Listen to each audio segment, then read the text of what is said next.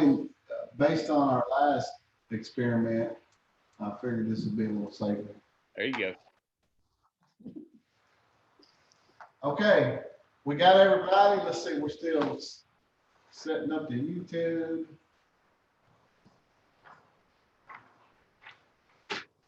And we are ready. So we'll go ahead and call the work session to order. Glad everyone could make it, get connected, and we'll see if it'll go a little smoother than the last one. I know it will for me. So we'll start with item 2A, which is the 2020-2021 tentative budget. And Ms. Ruth Ann, you want to get us started, give us a little overview? Tim, if I just push share screen, will that? Yes.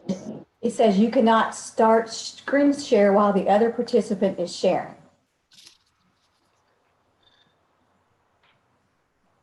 Okay. Okay.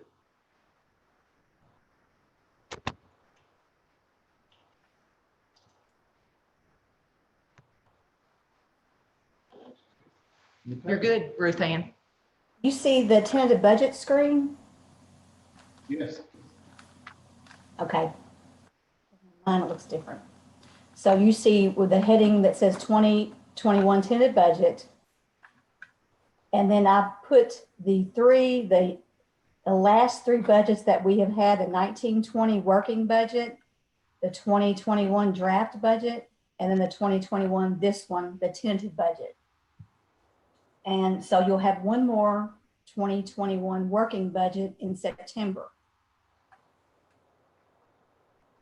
You'll see that the tentative budget is very close to the draft budget. There's not much difference, and I'll describe it down here.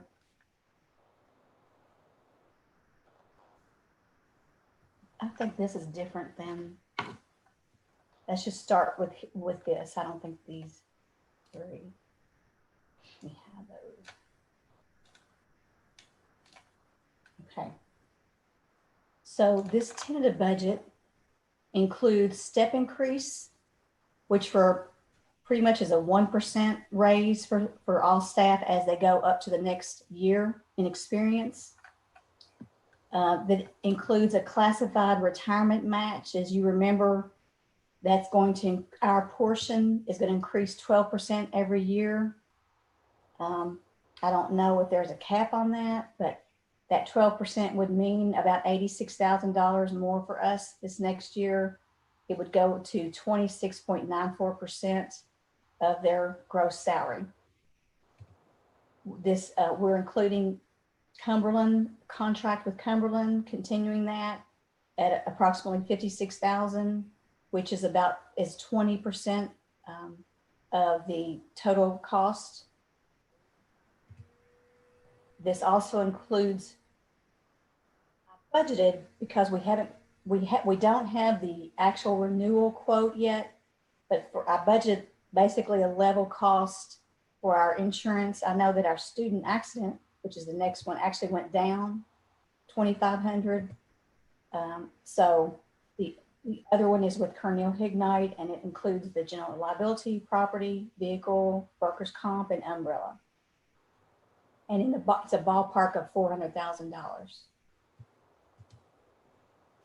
It includes the last year of the Kisbet insurance bailout payment, and it's $37,142. I'm not 100% sure that this will still be required, because we did just get a check from them. There has been some kind of settlement, and I don't know, but I budgeted to pay that last payment. The seat base remains at $4,000 per child. It's based on a stable enrollment of 2,858 kids. The Section 6 instructional supplies, sometimes it's called operational funds for each school, is budgeted at $110 per ADA, which is what we've done the last few years back. But this current year, you chose to give $140. which is the maximum. So I budgeted what has always been the bottom number, but now that's changed, and you could give 100 per child. So I've got it at 110. Kept diesel the same at 250,000. We've spent less than that, and I'm sure this year we'll spend less than that. But I kept the budget because you just don't know what diesel prices are going to do. For property tax, I always assume that there will be no increase. And so I budget what I see as the come in for this year. And then I budgeted for three buses. And on your sheet that I sent to you, it includes and one SUV that to transport students. And then did not include any capital outlay transfer, and that's something that they have not allowed in 2021. Well, I've heard two things. We didn't use it this year. So it would go on debt payment or building a project and escrow for that. So that's kind of a quick and dirty summary. You have the detail by email and mailed to you. And if you want to get into any part of it or ask me questions, or I will add what I know about the CARES Act money that we'll be getting. And you may already know some of this, but I'll just kind of cover it in summary. There will be two funds that we will be receiving from the federal government for the CARES Act. And I expect that we will receive those soon. And one is called GEAR, Government Emergency Education Relief Fund. The state has $30 million to distribute to all the districts, and it can be used for two categories: remote learning / technology, and the second is school food service. They have not decided exactly how they're going to allocate that. So I don't know an amount for us. The second part of the CARES Act it's ESSER is the abbreviation, and it's Elementary or Secondary School Emergency Relief Fund. The state has $43 million to distribute, and it will be allocated the same as they allocate Title I. And at first it was a little confusing because it won't go to just Title I schools. It'll be for the whole district, but the total amount is going to be that same allocation. And so they're saying it's 83% of our current Title I. Current Title I is $925,000. So this amount would be about $768,486 would be our portion. So that's great. And that second ESSER is pretty open to what you can use, what you can spend on. I'm open to discussion or questions. Ruth Ann, on these items you listed, just the classified retirement match increase, that's the only one. Is that the only one listed on here that there's a significant difference in year over year? Like, in other words, the nursing, Yes. $50,000, is that $56,000 more than last year, or is that about? No, that would be the only thing that significantly, 86,000, like we're paying about 56 this year for Cumberland. So Okay. the others, I think, are very close to this year. Okay. And do we think that this, we potentially getting some funds for CARES Act or relief, is it cost us anything? Like, if we had any kind of significant unexpected expenses because of this situation? I don't mind to speak up on that. Mhm. The governor's emergency relief fund, what we can use that for if there's any food service expenses. So it's a little bit different doing the meals that we currently are doing versus what we would do if kids were in school. And so they're going to give us a time period to do that. Also, like, for instance, Chromebooks, and if we need to replace Chromebooks, we can actually, rather than using our money or Ket's money, we can use that money for the governor's relief act. And so when we get back into school, the other thing that is a big topic of discussion is actually the gaps that we're going to see with learning for kids. So if there's programs, or if there is things that we need to do to help our kids or to help our schools, then we can do that. And then also, we will be required to use the same format of documentation that we do with Title I. It won't be the same kind of documentation, but it's something that in education world we call GMAP, and it's just an accountability system. So they'll provide all the guidelines, but hopefully it will help us if there are things we need.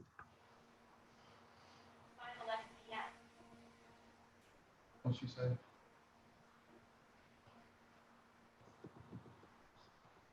Mr. Reed, got a question? I do have a question, and this is not necessarily budget related, but it jogged my memory. What are our plans with regard to the Chromebooks that have been sent home? Are we going to let those kids use those over the summer? Are they going to be returned? What are we going to do about that? And, you know, we don't know right now what percentage of those Chromebooks are going to come back to us in working order. I think everybody's trying to do a good job in taking care of them, and they're pretty durable, but I imagine we're going to have some replacement costs and some repair costs when those finally do come back in the door. So I was wondering if somebody could speak to that, please. I can. Actually, Mr. Reed, we are going to allow the students, unless they are graduating, to keep their Chromebooks over the summer. Gives them an opportunity to use the Chromebooks at home for educational purposes. And there's really no reason to collect those. And we're not sure when we're going to even start school again. So other than the seniors, the Chromebooks are going to stay with our kids and our families.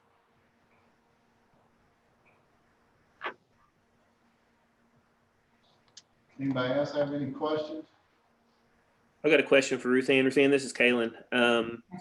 We have seen over the last couple of weeks, folks from KSBA in particular have said school districts need to conserve as much money as possible because of the economic uncertainty coming forward. We don't know what tax revenues are going to look like next year. We don't know what seats going to look like next year.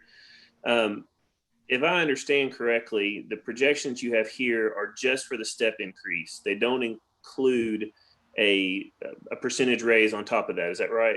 Correct. Okay. If we come out of this situation in a better shape than we anticipated, would we have one last opportunity in September if we wanted to do something with the pay scale or raises of something of that nature? Yes, I mean, it's not ideal to not start in the beginning, but it's possible to do, and it would just be like a retro. So it's possible to do that. Right. So if we decided in August or September we wanted to amend the budget to include more funds, it would just be retroactive to July 1? Yes. Okay. I would just caution us at this point in time. You know, I think the 110 as opposed to 100, which is the state minimum, is probably okay. But at this point, any funds that we don't have to commit to, I think we ought to be real careful with them until we know what this is going to look like. I saw a projection this morning that the state is anticipating maybe a 20% decrease in tax revenue for this quarter. And then additional, maybe another 10 or 15% for the next 2 quarters. Obviously, a lot of our operating budget is derived from tax revenue and from the state. So I think we need to be very cautious. And then, you know, when and if the opportunity presents itself, we can look at additional supplemental funding. And the other thing that we need to be careful of is if we have any of this money, these CARES Act money or the other money Ruth Ann talked about, we don't want to encumber that or commit ourselves to future payments out of those pot of money that's not going to be replenished. So that doesn't need to be used, in my opinion, to pay salaries or to pay things are going to be recurring expenses. Those need to be used as best we can for sort of one-off type things that we can pay for, that we need to do. But as Reverend Pinkston used to say, you add a position or you add a pay raise and it never goes away, and you have to pay it every year from now on into eternity. And I think we need to keep that in mind when we're looking at this. Okay, when the commissioners webcast, they had the tax person at KDE talk about, so you won't, there probably won't be an adjustment in SEEK this year, and they'll probably go, you might not see it until March of next year. You might not get that cut. So you may be going along thinking things are fine, and they may cut kind of almost at the end of the year.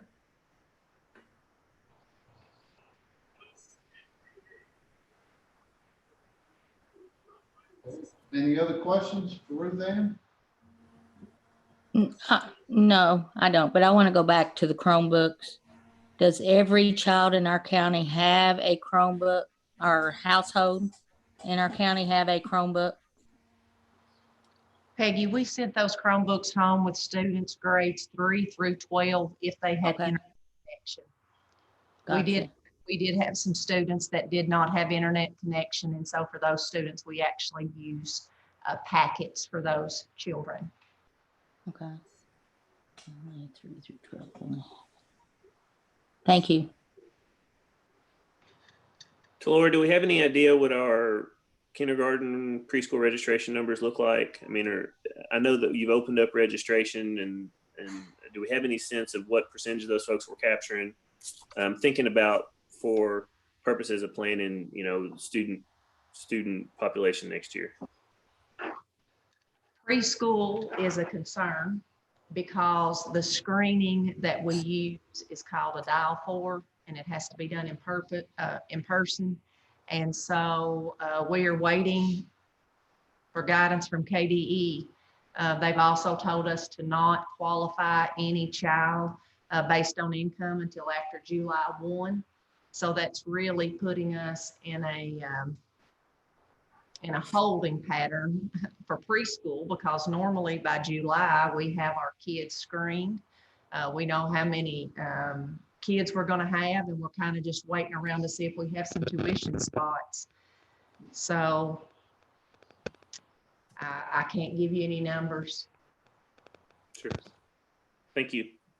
You're welcome. They're not letting you do pre-registration like we're having our conversations at all, our doctors are doing. We're not allowed to do that also. We're not allowed to do that with preschool today. Now, Peggy, that could change tomorrow, okay? But Yes. the assessment that a young child takes to determine if they qualify, I think, it's about that reliability and the validity that goes along with that. It's supposed to be done in person. I'm not sure. Every school district is having the exact same questions. We've had multiple meetings with like co-ops and different things like that. So we're waiting on KDE to let us know what that looks like. Because again, if we can't get kiddos qualified based on income and disability, then I'm not sure what preschool looks like. Gotcha. Hi, Kylie. I can't help it. I'm sorry. Any other questions on the budget or comments? I do have one item that I should have spoke up sooner. We do have a program that we meant to put into the budget, but it is a data systems collection, and it takes all of the programs that we use that a student uses. And it ranges anywhere from the ACT to Dreambox to Lexi to Achieve 3000, and it pulls all the data together. It's basically a one-stop shop for a teacher. They pull up that child's name, and they can see all the programs they're using and all the test scores. And it's about a $30,000 purchase. We believe that that's something that we can use with the CARES Act. But I just wanted to tell you all that would be a great opportunity for us to pull all this together. It's something that we definitely can use with all the virtual things that we're doing. We are told to plan for NTI. Not that they've told us that we're going to start school that way, but I do believe that if something were to come up again, they would ask us to go into NTI world again, and it would be a great program. And it's just something that we should have put in the budget, but it wasn't printed in there. And I didn't want to add that in last minute. I thought I would just explain that in person. We have met with the company. It's something that we believe that would make teachers' life easier, because it would be, again, a one-stop shop. And I'm very optimistic that we could also fund that with the ESERS Act. I think that is or Elementary Secondary School Emergency Relief Fund, ESERS. So would you all have a problem adding that into the budget? Is that an annual expense, or is that just a one-time?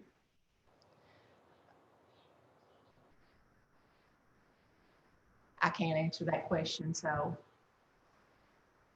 I'm not sure if it's a one-time or annual, Carrie. Okay. So if we wanted to do it once and try it and use this CARES money or the ESSERS money, we could try. If it's something that works well, we may have to look at, maybe there's something else that we're using that we may need to not purchase. So, or we can wait and I can wait and use this other money. Well, this would be, I mean, we would have to approve the budget at the meeting next week, right? Right. We can get some info, you can get some follow-up. I can get info. some more information for everybody. Does that sound okay? Mm-hmm. That would be great. Okay. We were just having a meeting today. One of the things that we were talking about today, we had a meeting with Terrametrics, and they are a company that helps with, they do surveys with students about some internal kinds of things that kids are dealing with that supports our social emotional learning. And after we finished that Zoom meeting, it just kind of clicked with us, oh, this is something else. It was like we had the meeting that week and then COVID-19 happened. So the nice part about the Terrametrics, and I will be sending you some information about that, is that's something that we can use some title money for, so it won't be a purchase with a general fund expense, but I will be sending you that. Sounds good. Ruth Ann, real quick, I got a quick question on the classified retirement match. So that's every year we will see, I want to make sure I heard you right, every year there will be a 12% increase. And I think it was supposed to be for 5 years. And so I'm not 100% sure, but I think maybe we're in year 3. This is maybe year 3. But they were going to jump it, all the way up just tremendously. And so then they did allow for us to just do no more than 12% increase a year. Okay. So at the end of that 5 years, I guess they'll reassess. And, Okay. Because it hadn't jumped like that anytime like that this much in the past. Ruth Ann, this is Kaylin. Do you know what the target match percentage is that we're going to ultimately get to? That's probably $1 million question. I don't remember what they said at the time, but now with the budget, it may start all over again, and Sure. go higher. I know that at the time, the health departments were going to be 84%. So they could just keep going, it sounds like.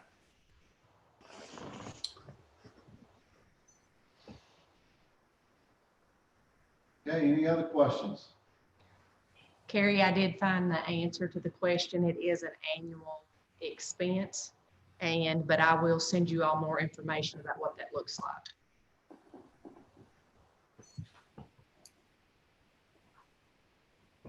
She there? She get that? Thank Oh, she you. did. Okay. You're welcome. Well, I agree with Mr. Reed in this, based on the uncertainty that, you know, I think this is a conservative tentative budget. That's the way we need to be, that it needs to be. It sounds like that maybe with some additional funding, you know, I'm optimistic that maybe we can come out of this thing better.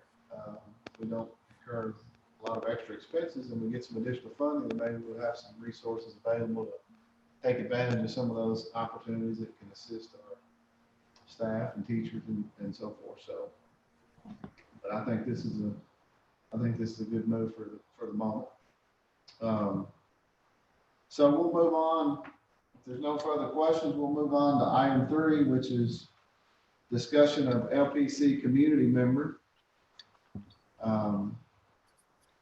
Obviously, as we all know, unfortunately, one of our LPC members has passed away, Sister Kay Carlew, and she's going to be missed dearly. Obviously, she was a huge advocate for public education in Marion County, and we're going to miss not having her around. But unfortunately, we have to talk about, completing our committee again. And is Scott with us? Scott, are you with us? I am. Do you have some info to share with us on? I do. I reached out to KDE just to try to get some clarification, some guidance for you guys to kind of go forward. If you recall, nearly 24 months ago, as we approached this, you all selected the 3 current members of the community, and those folks had submitted a letter of interest to this process, along with some other folks. So our question was, do we go back to the pool that was remaining, or do we have to re-advertise again? And there's not a clear answer, but after some research, they have emailed me and they recommend for you guys to have a discussion and make a decision.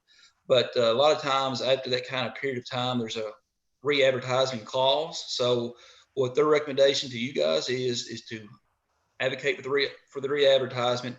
Any of those folks who are still in the pool from the first time around are more than welcome to put another letter of interest in. And at that point, you all could consider that replacement going forward. Okay. And I went back and looked today too. We did advertise for 2 weeks. So I think we should follow the same practices we did the first time around, just for simplicity and consistency. Anyone with any comments or input on this matter? I got a question. Are we going to have to replace Scott now too on this deal? Currently, Scott's going to continue in his role, working with Ruth Ann. Ruth Ann is actually officially the finance director until she retires. And her retirement date is July 30th. Or July 31st, I should say. So at some point, just not right away. Okay, so maybe we can marshal this through before we have to make that call. But at some point, we will. If the LPC still hasn't made its decision, we will have to replace Scott on that committee. And even if we have made a decision, we'll still need to do that because that committee remains in place for a period of time. So, but that would be an August decision, not a decision we have to make today. So do we have to put this on the agenda for the next meeting, or what do we need to do about advertising for that, if that's what we decide to do? I would say probably the safest thing to do, just to make it clean, for next Thursday, y'all have a formal vote to do that amongst this, just because there's 2 options. And then we'll get to add in the paper for the following, maybe the June board meeting. At that time, y'all can consider anybody who put a letter in of interest.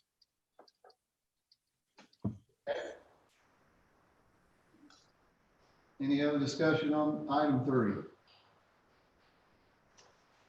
So are we just putting it on the agenda, or are we deciding now to go ahead and advertise? I guess we'll put it on the agenda and next Thursday and discuss it and approve whatever the board wishes then. Okay. Okay, item 4 is consider approval of revised 2019-2020 calendar. I guess we need a motion for that, don't we? Yes, what Mr. Lyons and his staff need is for us to approve an amended calendar so that we can continue on with the process of end dates for our calendar. With the COVID-19, we had an emergency to where students would finish up 1,062 hours. Staff will continue their contractual obligations, and our students will actually end May the 7th. Each NTI day will count as 7 hours.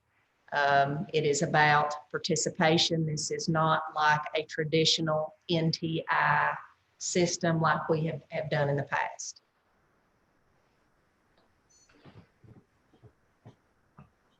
I make a motion, we approve the amended calendar. Carrie, I second. Okay. Anybody have any questions about it? Nope. Okay, all in favor, say aye. Aye. Ayes have it. Anything anybody else wants to discuss before we adjourn? Have we come up with any more thoughts on the students graduating or graduation? I talked to a few students who are kind of still down in the dumps about it, but I told them that we were looking at some possibilities, but until the governor gives us okay on some things, that our hands are kind of up in the air too, but we're still discussing it, is what I told them. So Actually, on Saturday, myself, Mr. Simpson, Mr. Peterson, Laurie Followell, Mr. Benningfield actually met with several students with a Zoom meeting on Saturday, and we talked about a couple of options. Right before the meeting, around 5 o'clock, I did receive some guidance from KDE. It's 7 pages long. I've not really had time to digest that just because the meeting just started. So the kids have some options. But one thing that did stand out is there were 2 things that were noted in this guidance, and that was, 1, our board attorney has to be consulted and the Lincoln Health Department has to approve. So we've got some things we have to do before we can have a ceremony. So I will keep you posted. We will continue to talk with the high school and talk with the students. I know their feelings. I do know one thing for sure is that when this is all over and we can go back to normal practice, they do want to have the traditional graduation in the Roby Dome. So like a lot of other schools, they're having one type of ceremony now and then another type, the traditional ceremony later. Laura, would you mind to forward along the whatever guidance you got from KDE today so we can take a look at it? Yes, like I said, I just got it just a few minutes ago. Thank you. You're welcome. Okay, we need a motion to adjourn. This Jim, motion to adjourn. it's Peggy, I'll second. Okay, all in favor? Aye. I don't have to vote. Meeting adjourned. Good seeing everybody. Stay safe, everybody. Stay healthy. Take care. Sure. Yep. Aye.